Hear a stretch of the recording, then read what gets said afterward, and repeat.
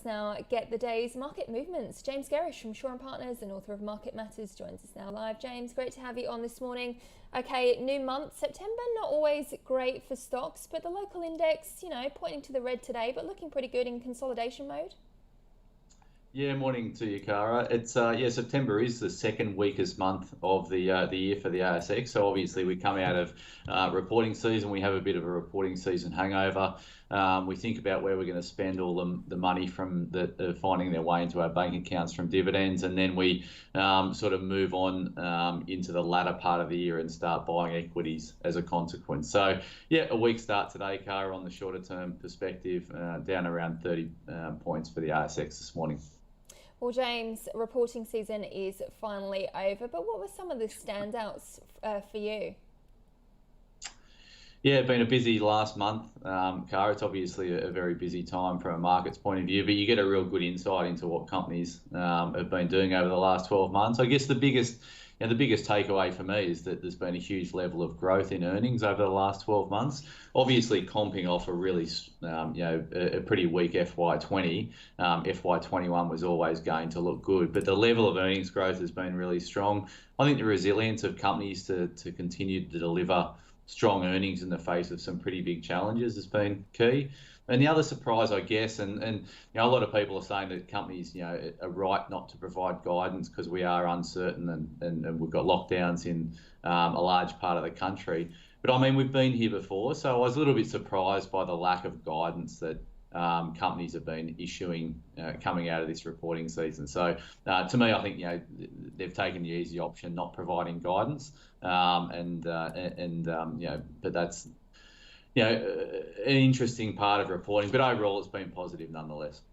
James, a couple of stragglers reporting yesterday. Any standout names for you? Yeah, I just listened to you broker upgrades on Independence Group. I thought that result was an inline result for their financial metrics. They're obviously nickel and lithium. The lithium component of their business is what has got a lot of people excited, but the nickel side is also really important. So on the conference call yesterday, they were talking about acquisitions, etc. They've also already confirmed that they are interested in Western areas. So we think that deal makes sense.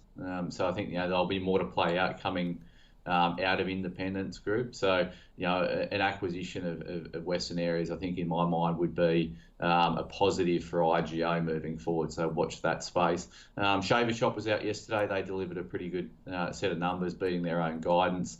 That's obviously a retailer of hair care products, etc. So they have got a lot of their stores closed, but their online operation has been going pretty well. So that looked to me like a reasonable result yesterday, Cara. James, how much has your portfolio changed post this reporting season? What's in, what's out? Yeah, we haven't been hugely active during this reporting season, to be honest, in terms of portfolio moves. We've tweaked a few things around the place, but from a big picture sector point of view, if I stand back post reporting and think about where I want to be invested in the areas of the market, I think I'm still pretty bullish on the resources trade. I think the outlook for global growth, inflation, etc., and things that drive commodity prices are still pretty favourable. Technology, has been a bit more hit and miss through this reporting season, so you've got to be more selective in the technology space. I think about retail, so we don't have any retail exposure in the portfolio. So if I think about that area of the market, they've obviously come off a really strong FY21, so the comps are really high.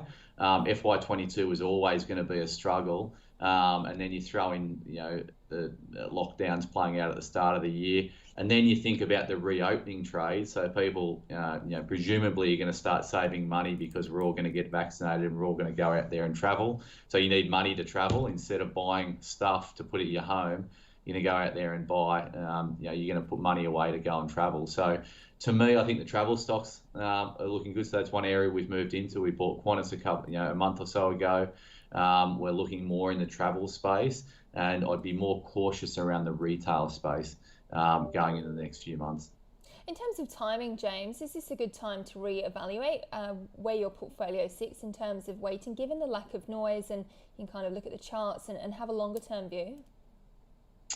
Yeah, I think it's always key to reevaluate your portfolio and think about the positions you've got. The composition of your portfolio is really important. So, we all get really caught up on individual positions, but I think, what I've learned over the many years I've been doing it is around, consistency in applying an approach and looking at the portfolio collectively rather than just focusing on individual positions within it. So it's that portfolio structure and getting that right is a really key thing to longer term success in the market. So always evaluating, but having a clear structure around position sizing and how portfolios are actually structured, I think is a really important and often overlooked consideration, Cara. That's what we like, long-term success. James, always great to chat. Thanks so much for joining us. Have a good one.